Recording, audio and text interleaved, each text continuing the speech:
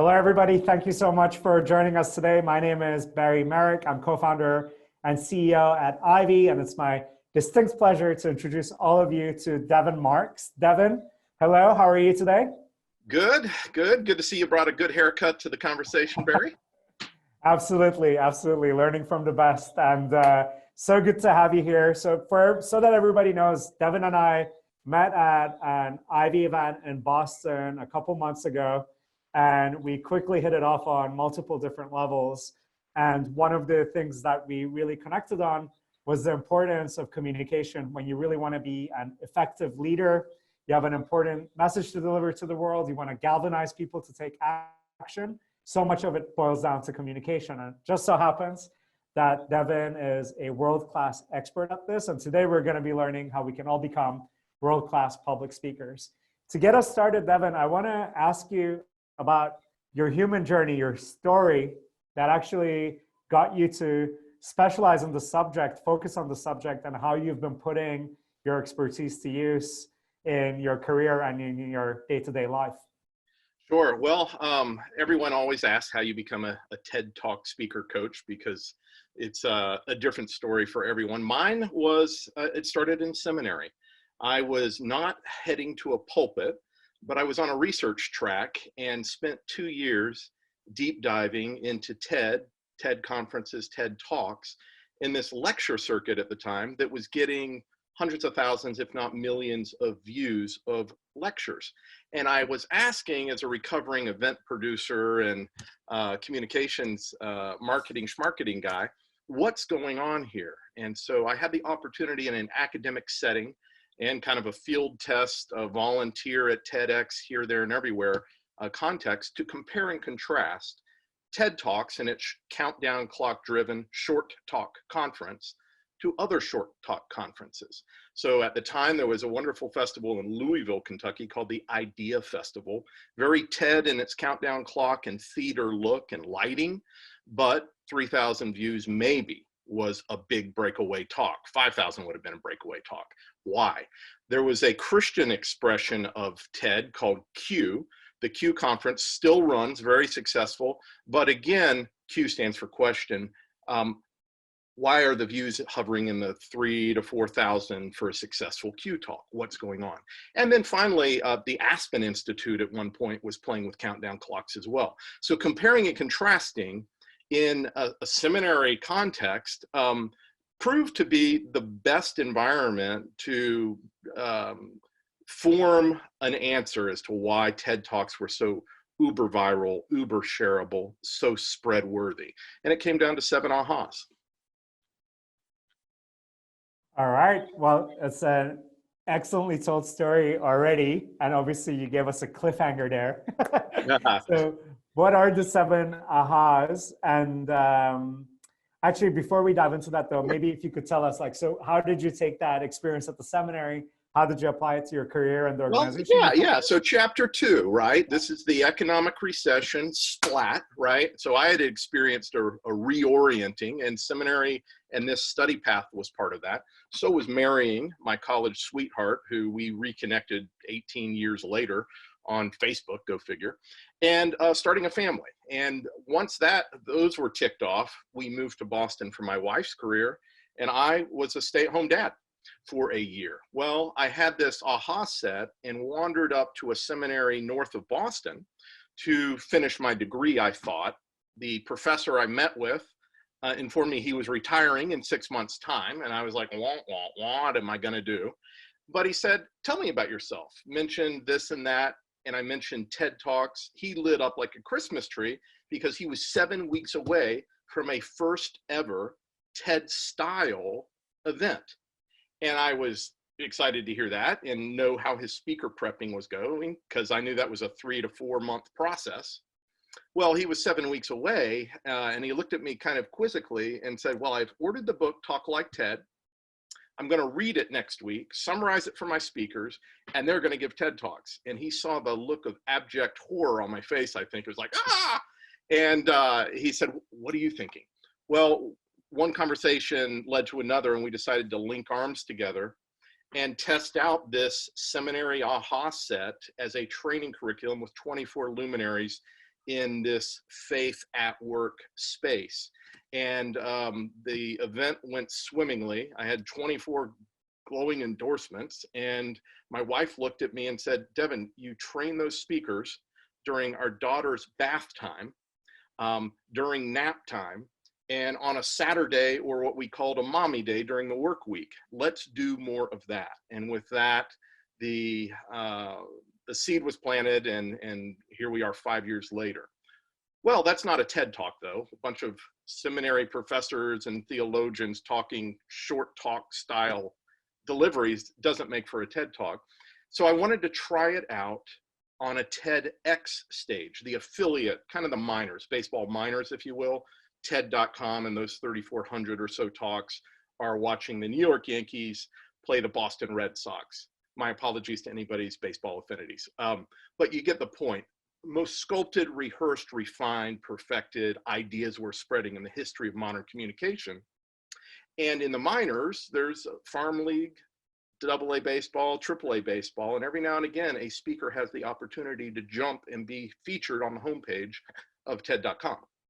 This is 5 years ago, and that was extremely rare. Less than 1% of speakers, far less than 1% of speakers jumped, if you will, to the big game. So I wanted to try this out. I picked a local TEDx event in Boston. I could have picked one of 20, TEDx Gloucester, TEDx Harvard, TEDx Cambridge, TEDx Boston.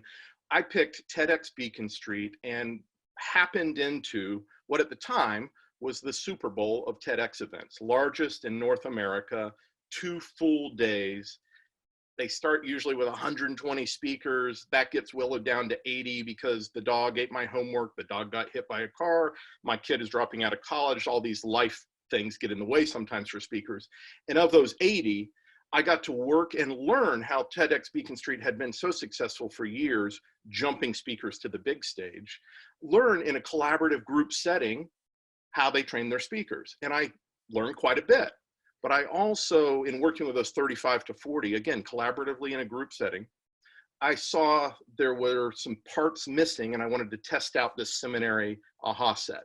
So I peeled 5 speakers out, worked with them individually, and took them through the same framework that we're going to touch on today, and that we've been refining ever since. The result was number one most viewed speaker of those 80 was one of those 5, Dr. Robert Waldinger, a Harvard researcher who heads a longitudinal study for, it's been running 75 years. He's the 3rd or 4th director of the study. And he didn't even know what TED was when he signed up.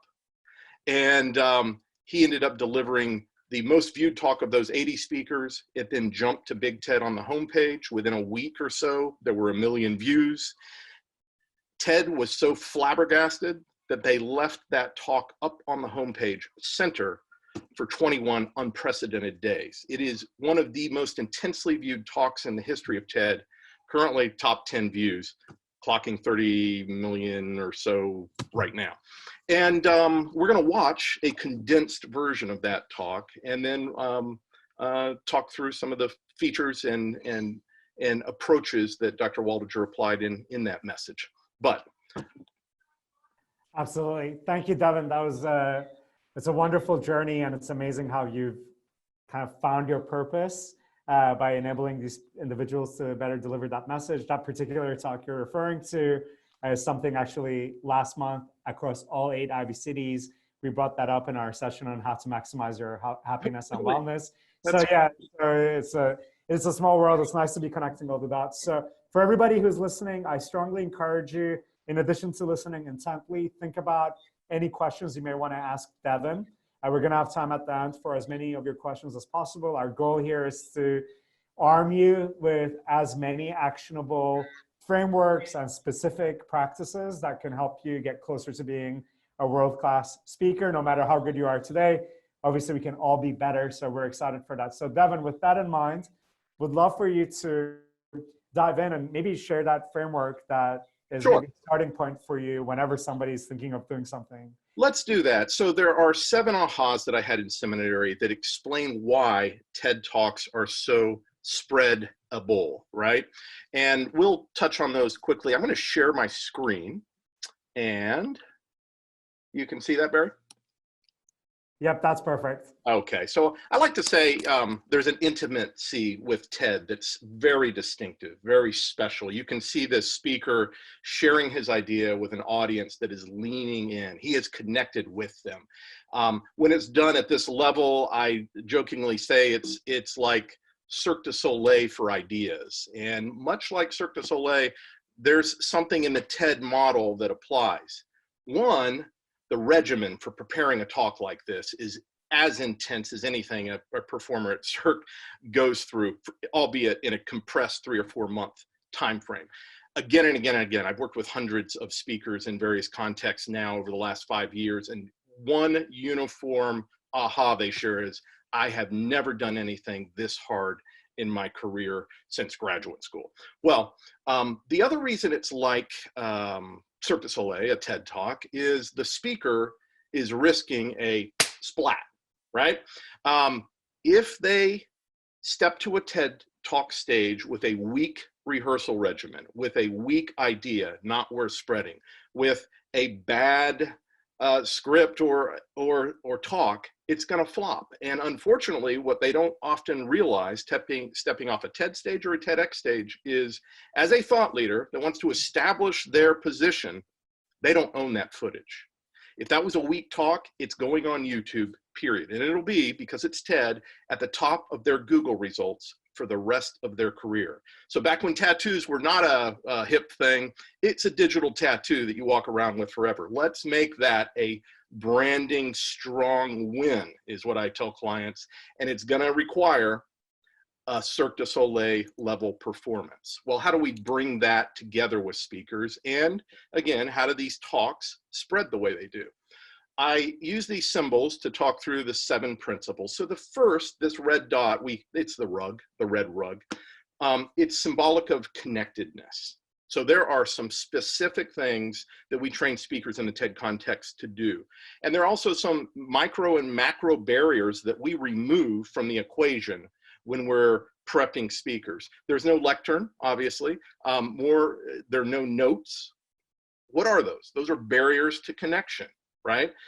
Those have been removed. TED was novel in doing that in the lecture context. There's also not PowerPoint as we know it. How do we know PowerPoint? Well, there's an image with 7 bullet points, 7 words per bullet point. Some are italicized, some flutter, some are colored. Why? Because we can't. Well, all that is a distraction that diverts the audience's attention from that idea that is being shared intimately from stage. Now, there are a number of other factors that are part of connectedness, but I want to get this quickly shared so we can get to Dr. Waldinger's talk and unpack how this plays out. The next distinctive that makes for a TED Talk and makes for a talk unlike any you've delivered before or heard before in person is story. Story is how we share, build energy for an idea, and how an idea moves out of an auditorium, right? Not the traditional Dale Carnegie public speaking approach that is build an argument before a judge and jury, logically, left brain, data, argument, and research that culminates in a story conclusion, a story bow. Maybe 80% data in left brain, 20% story. TED reverses that model dramatically and says, let's go 60, 70% of this message is going to be story driven. I call it opening story doorways with your audience and guiding them through. Well, that story factor is huge. Of course, story is all the rage in marketing and communications these days because it's a timeless, fundamental truth. And all 7 of these insights are research-based, whether it's psychology or neuroscience undergirds each of these points. The next is what TED calls the rule of 3. There are no more than 3 points that we're going to remember when we walk out of the auditorium. We're not going to remember 5, 7, and 11 things. Frankly, you're not going to remember these 7 ahas. That's why later I'm going to distill this down to 3 actionable points. But the rule of 3 applies, and shedding and disciplining the content to reflect 3 key points that undergird the big idea we're spreading is a big differentiator in the world of TED. The next differentiator is what we all think of, the countdown clock, right? Tradition says it's a 30-minute, 40-minute keynote or sermon or motivational speech, but that's just tradition. 100 years ago, it was a 3-hour, right? TED realized that attention spans, and neuroscience again undergirds this, cycle through every 5 to 7 minutes or so. And so the approach in a 3-point message in an 18-minute talk really matches where our heads and how we process information.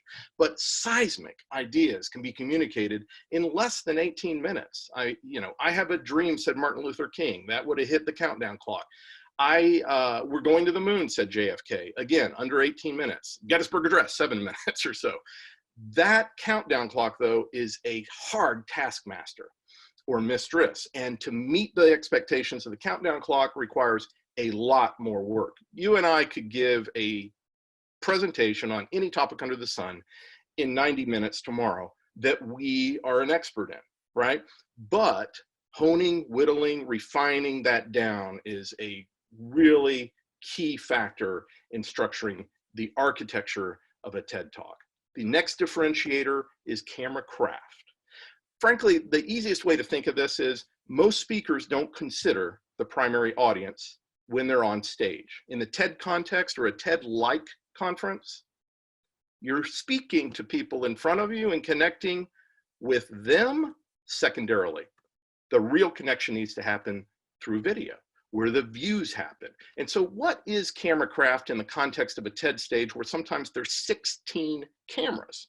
Most public speakers think a really camered up event is 4 or 5 cameras. 16 cameras, why? Well, what TED did was they approached the conference not with a typical event production lens. They brought in theater producers and movie producers to design this generation's TED Talks.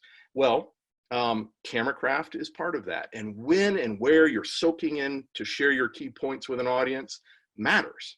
The next distinctive is that audience expectation level being met, and we touched on this briefly, through the rehearsal regimen. There's a distinct and intense regimen for rehearsals that my team has developed over the years and leverages the best practices of TED. Cirque du Soleil level. Why? Well, even if you're not giving a TED Talk, here's what's happened. When somebody goes to TED.com, again, they see the New York Yankees play the Boston Red Sox of 3,400 ideas we're spreading, right? What you're seeing there is something with 6 billion plus collective views of those talks and not the crappy, maybe not good enough to jump to the big TED stage. What they're seeing is the best of the best. And as viewers, as audience members, we have been indoctrinated to expect Simon Sinek level, Brene Brown level, Sir Ken Robinson level, and yes, Dr. Robert Waldinger level performance at the Kiwanis Club luncheon. Yeah, that was a good talk, but I saw Simon Sinek last night on TED.com. On Sunday or Saturday in a religious service, at a keynote, at a motivational speech, and it's an unfair expectation level, but it is the reality. And so rehearsing so that you are not dancing by the numbers, but you are playing with the content and the audience in front of you, that's the special Cirque du Soleil level. Not Dance with Stars even, right?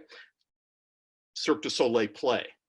The final distinctive, and again, these 7 combine to make for a TED-ready, TED-spread-worthy message, is social media. Social media is factored into every facet of this 3 or 4 month process that's prepping a TED-style delivery. Literally the idea mill, which is the first task, right? We want to mill our idea and make sure that it is TED-worthy.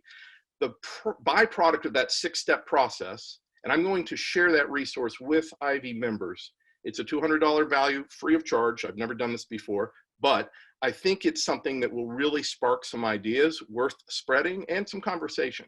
Those 6 steps result in a tweet. How do you distill this big swirl of ideas down to 18 minutes, down to 3 points, but down to 25 words or less in a sticky form?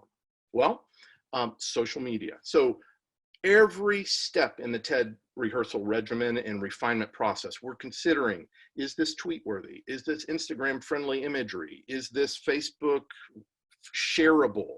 Because that's how ideas spread these days. So those are the 7 ahas that make for a TED Talk. And from that, I'll hit pause. And Barry, if you want to come back, we can talk through the distillation of those 7 to 3. Does that sound good? Absolutely. Thank you so much, Devin. I think what's really powerful in everything you said, that Cirque du Soleil analogy is a great one, because if we can learn, giving a TED Talk is probably one of the most extreme public speaking experiences anyone could do. Hopefully, many of us will get that opportunity. But even if we don't, if we're preparing with the best practices from that, then whatever other situation we're in, it's going to be extremely helpful too. So I love the fact that this is like we're taking the most high stakes approach to looking at something like this. Right. And then personalizing that for whatever public speaking we need to do. How do we step back from that extreme is a question I get from clients all the time. So I work with TED style events. I work with TEDx or TED events and speakers, but there's also the reality that I'm giving a talk in 3 months' time. I have a client who's giving a talk March 26th. Actually, it just got canceled, unfortunately, or postponed. But March 26th, he's a motivational speaker. He's been presenting for a decade, 18,000 people in the audience. And we engaged about 2 months ago around his talk because he wanted to change his game, challenge his norm, raise it to the next level. And he said something that stood out to me. He said, you've given me not a full framework and method. I'm not going to give a TED Talk. I need to do a 40-minute. But what you've given me is a new toolbox set, and I can pull these tools out and apply them in my context so I speak like TED. And that aha is one that really resonated with me. So how do you distill those 7 down, Barry? I want everybody to remember these 3 points. These are what make for a TED Talk or a TED style delivery. It's clearly focused. We're going to talk through what that means in a few moments. Secondly, it is story wrapped.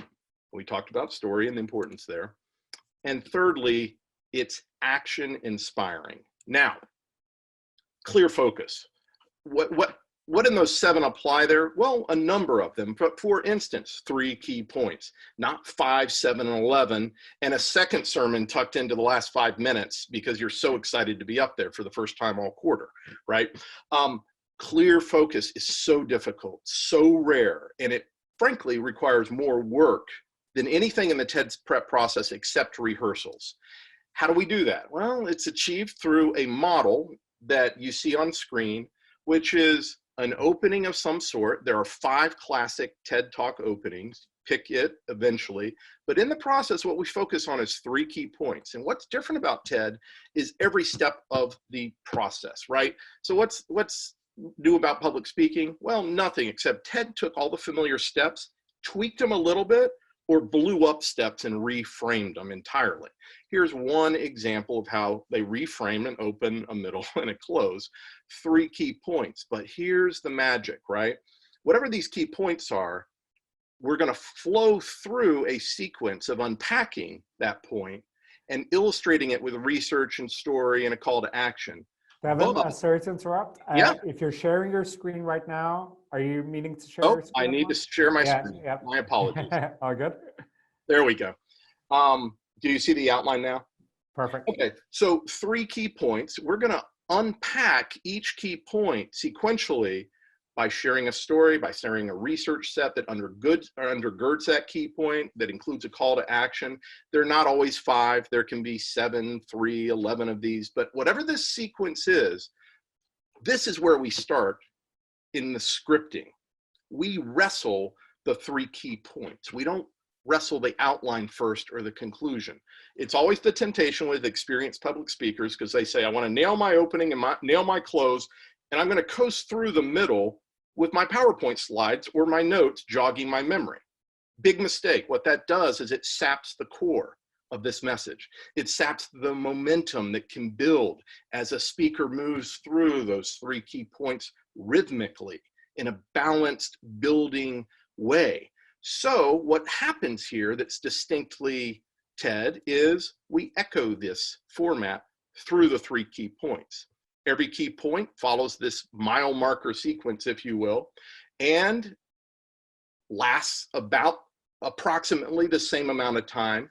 And then we start wrestling in how much content should there be? Is this speaker gifted in a certain way, or is this story so unique that there's more context? And then we pivot out of this disciplining framework. But every speaker, hundreds I've worked with now, we start with this opening 3 key points, the evidence set, and the conclusion. What it does is it forces the speaker to shed out all this world of expertise that they're so excited to share, but we as a general audience cannot process, right? So second key point is story wrapped. Now, we're going to return to this outline, and you're going to see how it is story saturated potentially, right? Remember this outline, same format, just everything's filled in gray, but I'm going to highlight how much story is in this talk, right? If you open with a story doorway, and there's 4 other ways to classically open a TED Talk, and Dr. Waldinger applies a different approach. He actually asks a big question or series of questions, but potentially there could be an opening story of 2 to 3 minutes, and then each key point, which runs 2 to 3 minutes, includes a story of a minute, minute and a half, and then you conclude in story. You can see how this is a story saturated method of delivering an idea that's spread worthy. So finally, action inspiring. Well, those tweets are one action, but what we also want to do is introduce what I call doable wins. We want immediate wins that can be applied in 48 hours. We want clear wins, like check off list specific. They could be habits. That's ideal. If all 5 of these are stroked off, you've got a real winner. But 2 of these would help make a talk action-oriented, action-inspiring. What is that call to action? So, and then finally, replicable, shareable. Others can do it. With that, we'll just hit pause and let me move to Dr. Waldinger's talk. Would that be a good thing to do, Barry? Excellent. Yes, this is great so far, Devin. Thank you so much. Okay, so what we're going to watch here, folks, is something really special that TED, the team in New York, released recently on LinkedIn. Dr. Waldinger's talk runs about 12 minutes on TED, but they've reduced that down even further recently to a 3-minute viewing. And we're going to see clearly focused, story wrapped, action inspiring, play out in those 3 minutes, and some of these other factors as well. Now, since this is a little different, it might take me a moment. You're in my LinkedIn, but let's hit play and maximize. What if we could study people from the time that they were teenagers all the way into old age to see what really keeps people happy and healthy? For 75 years, we've tracked the lives of 724 men. About 60 of our original 724 men are still alive, still participating in the study, most of them in their 90s. When they entered the study, all of these teenagers were interviewed, they were given medical exams, we went to their homes and we interviewed their parents. And then these teenagers grew up into adults who entered all walks of life. They became factory workers and lawyers and bricklayers and doctors. One president of the United States. And when about a decade ago, we finally asked the wives if they would join us as members of the study, many of the women said, you know, it's about time. So what have we learned? The clearest message that we get from this 75-year study is this: good relationships keep us happier and healthier. We've learned 3 big lessons about relationships. The first is that social connections are really good for us and that loneliness kills. It turns out that people who are more socially connected to family, to friends, to community are happier, they're physically healthier, and they live longer than people who are less well connected. And the sad fact is that at any given time, more than 1 in 5 Americans will report that they're lonely. And we know that you can be lonely in a crowd and you can be lonely in a marriage. So the second big lesson that we learned is that it's not just the number of friends you have, and it's not whether or not you're in a committed relationship, but it's the quality of your close relationships that matters. It turns out that living in the midst of conflict is really bad for our health. High conflict marriages, for example, without much affection, turn out to be very bad for our health, perhaps worse than getting divorced. And living in the midst of good, warm relationships is protective. And the third big lesson that we learn is that good relationships don't just protect our bodies, they protect our brains. It turns out that being in a securely attached relationship to another person in your 80s is protective. That the people who are in relationships where they really feel they can count on the other person in times of need, those people's memories stay sharper longer. So what about you? Let's say you're 25, or you're 40, or you're 60. What might leaning into relationships even look like? It might be something as simple as replacing screen time with people time, or livening up a stale relationship by doing something new together, long walks or date nights, or reaching out to that family member who you haven't spoken to in years. The good life is built with good relationships.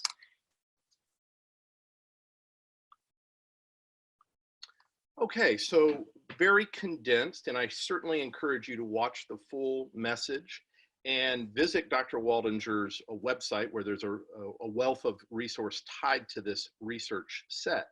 But what did we just see play out in 3 minutes? Clearly focused around 3 key points. Story wrapped in this sense. Not each key point came with a story that was independent. The entire talk was the story of the research project and model. So it wove in and out, in and out, in and out through the 12-minute talk. The story of the research in these men's lives. And then finally, actionable, right?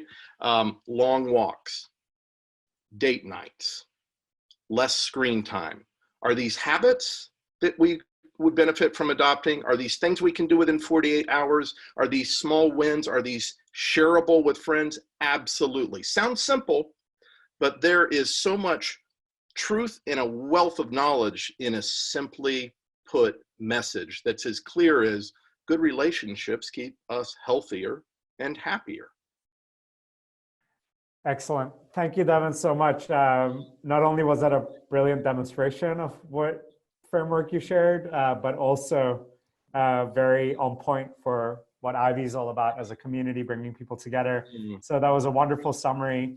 I've got 2 more questions for you before we open it up to the audience. So the first one is specifically around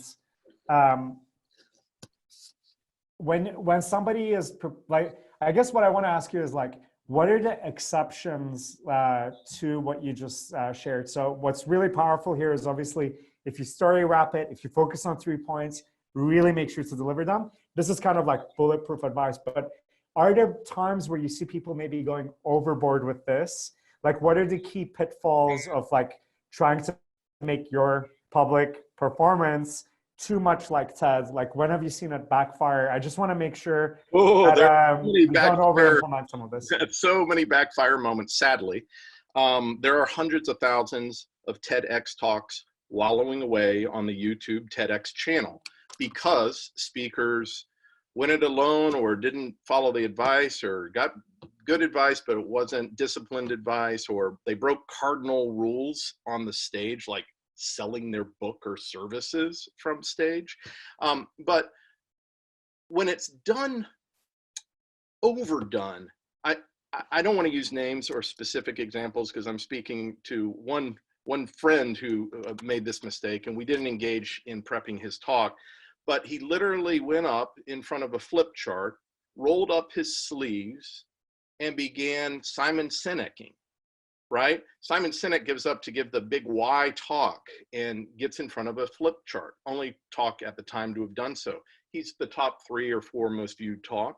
And a flip chart and even 3 key points and rolled up sleeves do not make for a TED Talk, unfortunately. And I call it the Simon Sinek effect, because there are about a half a dozen of these floating around YouTube. If anybody finds one, please send it my way. I just love these. It's not to make fun of anybody, but it is to highlight you need to bring your authentic voice, your authentic message, your authentic heart to stage, to share with your audience, to connect with your audience. We thin slice as audience members looking for inauthenticity. We zone in on it subconsciously. It's part of that fight or flight instinct we have. And so when somebody brings an act to stage, it flops. Does that answer your question? Absolutely. So stick to the authenticity rather than trying to emulate somebody else's style too much. Really Right. focus on the substance. And use this discipline I just shared of the outline to shed content, but also be willing to pivot out of that, because the last thing TED wants, the last thing any of us want, is it was a dark and stormy night and I was being chased by wolves opening. Key point 1, 2, 3. And to conclude, here's another story with 3 takeaways. That doesn't work. That formula is inauthentic in itself. So you need to pivot into your own gifting, into your own framework after you've used that outline to shed all the extra stuff. The other thing is the rehearsal regimen in the My TED Talk approach is unique and distinct. I don't have speakers rehearsing in front of a mirror or even in front of a camera. There's 2 types of rehearsals, and one of those types is field testing this in front of a live audience of 1 or 100, 50, 75 times, and starting a feedback loop with each audience member as to whether or not those 3 key points are interrelated and coherent and undergird the big idea, or whether key point 2 should become key point 3, or does that laugh really land? Dr. Waldinger rehearsed, and brought this talk to so many diverse audiences that benefited his talk in the end. In fact, that term you heard at the end, the good life, that phrase, that turn of phrase was not part of his script until about a week before he delivered. He was rehearsing in front of a buddy of his that didn't know what TED was either. And as he wrapped up his 12, 15-minute version, that buddy said, "You know, Bob, what you're talking about is the good life." And here we are. Beautiful. Thank you so much, Devin. My last question on my side before we dive into the audience questions, which are rolling in. And if anyone who is listening live, if you have questions, is a great moment to get them out so that we make sure to address them before we end at the end of the hour. So Devin, what I want to ask you is, for a lot of us, sometimes it's like a tactical public speaking thing that we have to do, and it's very obvious what we're going to talk about.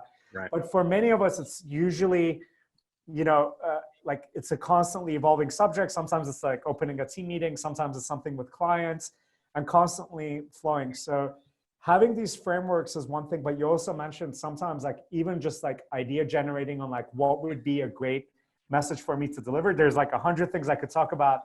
But to figure out for a particular audience, what's the key thing, the most spreadable message, or idea that's most worth spreading. So you mentioned the 6-point framework that you developed for that. Would love to hear that also for everybody. I think for 2 levels. One, whether or not they give the speech, like really just identifying what is it that is most core for them to share. It could be really good to hear. Sure. And again, I'll share with our members, my fellow members, the idea mill process in a PDF form. Talking through it really quickly now, just so you can see how this all interrelates, perhaps I'm going to share my screen one more time, and we're just going to look at this visual of the resource. Do you see that, Barry? Yep. Okay, so starting left to right, structure, right? We've talked through one of the structures, the 3 key points, etc. That structuring is part of the challenge. And, getting that idea onto paper is a 6-step process. What I take people through is draft it at 400 words, sit on it, then shrink it in half to 200 words. Then the next step is do a landscape review of the talks that are out there. Watch every TEDx talk you can on your topic, right? Watch every TED talk. Make YouTube your friend, because this topic has probably been touched on by someone. Find your weave in that topic, as opposed to repeat their aha. Then come back and begin sharing that summary in a reduced form down to 100 words with a close circle of friends. Now, we all have more than one idea. Most speakers have 7 and 11, right? And so this milling process repeats itself for every idea. Not all the way through 6 steps, because it's very time consuming, but for the first 2 or 3 steps, just milling, testing, pushing back, getting feedback from people is part of it. Eventually, step, you're down to a tweet of 25 words. Now, a lot of speakers who are quite bright look at this process and they go, well, that's simple. Why don't I just start with 25 words? Because I know how to distill this. No. The exercise of 400 words to 200 to 100 to 50 to 25 accomplishes 2 things. It forces you to reframe how you're summarizing this. It's not a cut and paste.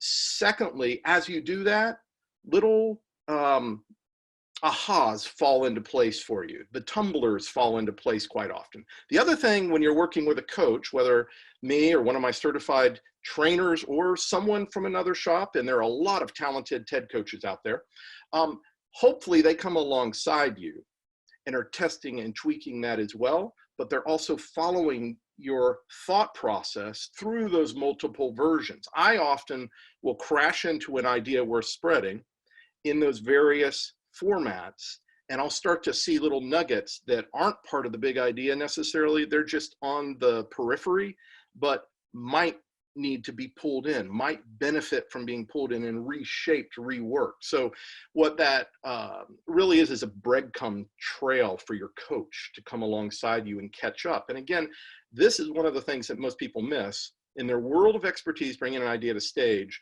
they think, oh, this is so complex, but they need coaching to bring that complexity down to the simplest form so that a coach or an audience member, a general audience member, can digest it and then share it.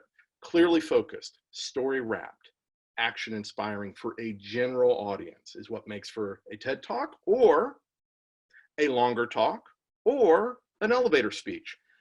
Those 3, clearly focused, story wrapped, action inspiring, even in an elevator speech format, applies. And again, helps you shape a message that's audience forward, audience focused. Does that help, Barry?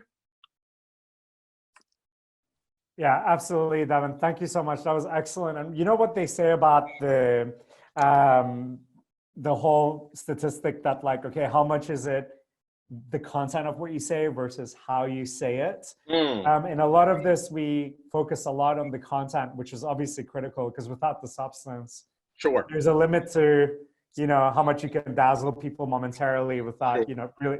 So when it comes to when you're coaching your clients and your friends, colleagues, and so forth, when does it, like, let me put it this way, is there a framework you use also for how they should handle the actual, like, performance piece while they're there? So let's say they have all the rehearsals and everything down pat, the content is ironclad. And someone also asked, as one of the first audience questions, is, you know, how does one handle making the camera audience, the primary audience, and the in-person audience secondary, while you're performing for 2 audiences simultaneously? Right. What are the key things we should keep in mind when we're thinking about that? Key thing is pick a camera, pick 2 cameras that you're going to soak into at those critical moments in your talk. Now, if we're working with a 3-point outline, I like to explain it this way. You're driving the minivan, your audience is in the back, and you're heading down the highway. And as you're driving down the highway of key point 1 and then exiting to key point 2 highway and then key point 3 highway, you're passing mile markers. And that content that's the evidence set, those are the mile markers, right? So story, research, a challenge question to the audience, etc. That formula is the mile markers. And then we exit and you follow another series of markings, right? Or signage. Well, you're going to signal to your audience that you're exiting. I call that the exit ramp. You're going to restate your key point, whatever point that is, within the context of the big idea, and perhaps ask a challenging question to the audience that puts it in their context. And then return to that key point one more time. So key point, big idea, challenge question, in their context, restate the key point and exit to the next key point highway where you follow the same sequence. You can see in moments thinking of it that way, that there are opportunities to soak in and connect with the digital audience and then turn back to the audience in front of you, right?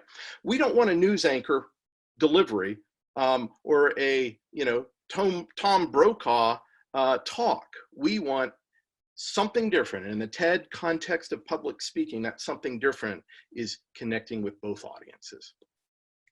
Excellent. Thank you so much, Devin. That was great. So gonna dive into this questions that we have. So Harshad asks, can you give examples or pointers on how I could approach investors for my business with this method? So you already started touching up on like elevator pitches and so forth. Just in other kinds of settings, how can we best take this and not overdo it while really keeping the core message you're delivering? I'm working with a Series B startup right now. Their 150 million is this round, right? And Hydro, kind of the Peloton of rowing. And the CEO and I have been working for a number of months, initially on a TED Talk, but then it pivoted into, how do I pitch like TED, right? And so one of my services in our firm is for pastors. How do you preach like TED? Well, as I distilled the 3-4 month regimen of memorization and rehearsals, pastors can't do that week after week, 52 weeks a year. That memorization regimen is not for them, but we've introduced some new tools for their sermoning in the TED context, and they work. They work magically. And those same tools can apply in the boardroom. Those same tools apply in a venture capital pitch. Story forward, stories how we connect, stories how we digest. One of the tips that I think emerged from this conversation with Hydro is, there's the story you're going to share right there with the VC, but you have to think about the second version of that story, the distilled version that they are then going to share with their decision makers. And so factoring those levels of story into the design and into the repetition and into the is very much part of the pitch like TED process. Well, that's essentially, you're not just pitching them there and then, but you're actually supplying them with a pitch that they then can use to tell their colleagues or co-investors about as well. Right. Thank you so much, Devin. That was great. We've got another question from D. Sure. The question is, how do we know if a story will resonate? What if my story isn't compelling enough? I always feel like a story could be either super inspiring or rather cringeworthy. It's a fine line. So you already started telling us, Devin, about rehearsing in front of different people, but just in a very concrete way, what are the best ways to get to the truth here of what works and what doesn't? So story in our context needs to be sticky. And a sticky story, here's another 6-part framework, right? But a sticky story is structured, S, like we talked about. There's a sifting and a comparing and a challenging and a sharing and a refining process that makes for a sticky story, but it's granular, right? There's some details, not too much, but there's some very visceral details that we can picture in our mind. It's kid level. It's not complex. These are very simple language, child level, 6th grade level language is part of what makes for a sticky story. It is, I want imagery and I want detail and I want vulnerability, but I don't want to open a story doorway to your big old mess, right? There's too much sharing, oversharing, there's Brene Brown authenticity, and there's TMI. And so knowing to peel back from that and ensure that what you're sharing is relatable. Dr. Waldinger shared at the close of that message a challenge to the audience to reach out to that loved one that you haven't spoken to in years. We're all picturing that right now. We have someone like that in our life. And I remember a woman in the audience when Ted does these audience shots, tearing up and looking down. It was so poignant they had to cut it out because it was just too much. So bringing your authentic self to stage and story, but backing away from TMI it's an art form, but the sticky story structure helps make that possible. Excellent. Thank you so much, Devin. So we've got one question, very practical. So could you share your thoughts on taking improv or Toastmasters classes to improve one's public speaking skills? So sure. Just the pros and cons, what are the different options out there for people who want to dive deeper? And maybe you have some other alternative resources. Yeah, let me just start at the beginning. A very good place to start. I was a Boy Scout, Eagle Scout. I got the public speaking merit badge. Great resource, right? TED Youth is a big thing, right? Toastmasters. I attended Toastmasters when I was 14 and continued to benefit through my career from Toastmasters. Dale Carnegie public speaking. These are all excellent approaches to public speaking, but they are pre-TED. And I want to emphasize, TED was a paradigm shift for the 7 reasons we unpacked together and others. But those are the core that matter in my estimation. And so those can be helpful. Improv training and theater training can be helpful, but those approaches don't translate as well as the TED approach. And let me give you an example. To date, there has been no million view Toastmaster champion to take a TED stage, right? Because what they're doing is trying to retrofit the Toastmasters approach to TED, as opposed to shedding and starting fresh from the ground up with the TED model. Where we started in the middle with those 3 key points in scripting, that sounds like it's optional, but it's not, because it's part of a cumulative whole of little steps along the way. Idea to outline, outline to scripting, scripting to rehearsals, rehearsals to stagecraft. Those are the 4 movements in our training. And that sounds very familiar to anybody who's been trained in public speaking. But if you don't follow those sequences and dive into the TED nuance and different structure and paradigm shift that is evidenced in views, right? You're going to bring something to a stage that does not spread. And it happens all the time with theater types. People who come out of the theater tradition try to bring that to stage, and their TED Talk sounds like a central soliloquy in a Shakespeare play. That's not the conversational connecting voice we want, right? So hopefully that answers the question. These are great questions, by the way. I wish I could see everybody, but thank you for that. Absolutely. Thank you so much, Devin. One of our members, Ramon from LA, actually just chatted saying, this is great. When are you going to give a TEDx talk on this? I always joke, Michael Jordan was a great basketball player, but his coach didn't play on the court with him. One of the things that frankly is tragic is sometimes coaches are not the best TEDsters.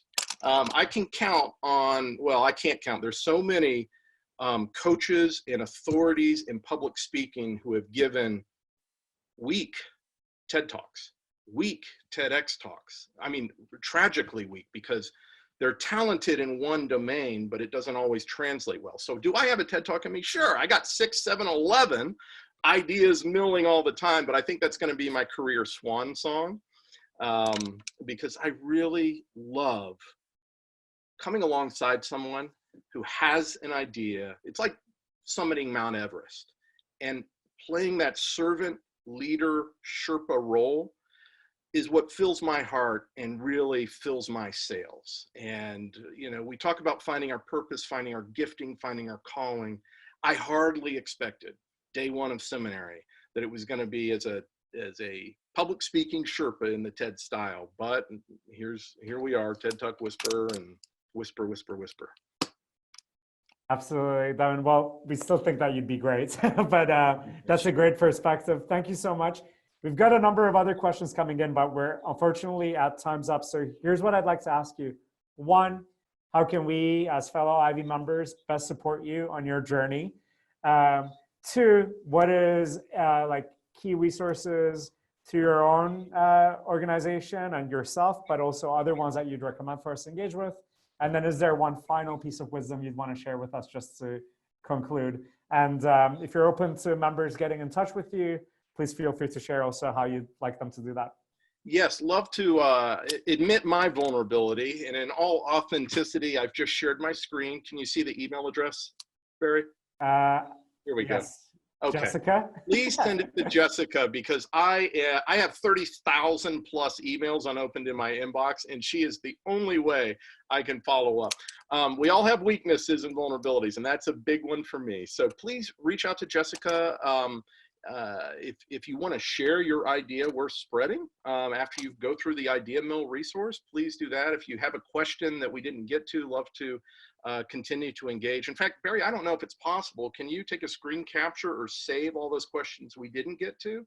And I would love to chew on those, and perhaps there's a way to share answers. But thank you, everyone, Absolutely. for weighing in and your energy around this topic. And I want to encourage you, you do have an idea worth spreading. Excellent, Devin. Thank you so much. This was absolutely invaluable. Learn a ton, and you also highlighted to us that like there's no like crazy shortcut. Like it is actually hard work to be intentional about this, but ultimately it's truly worth it. If you have a message worth sharing, it's worth really focusing on what's the best way to tell that, wrap it with stories, and also provide strong calls to action. So these are life-changing lessons. Really appreciate it. And excited for you to meet all of our members, hopefully in person soon across our different that would cities. be great. I really enjoyed the Boston event, and I'm looking forward to, in real life, when it's safe again and we're out of the Corona cocoon, dialoguing with folks in person. So thank you, everyone, for your time and your energy for this. It's wind in the sails, as they say, and I'm cheering you on.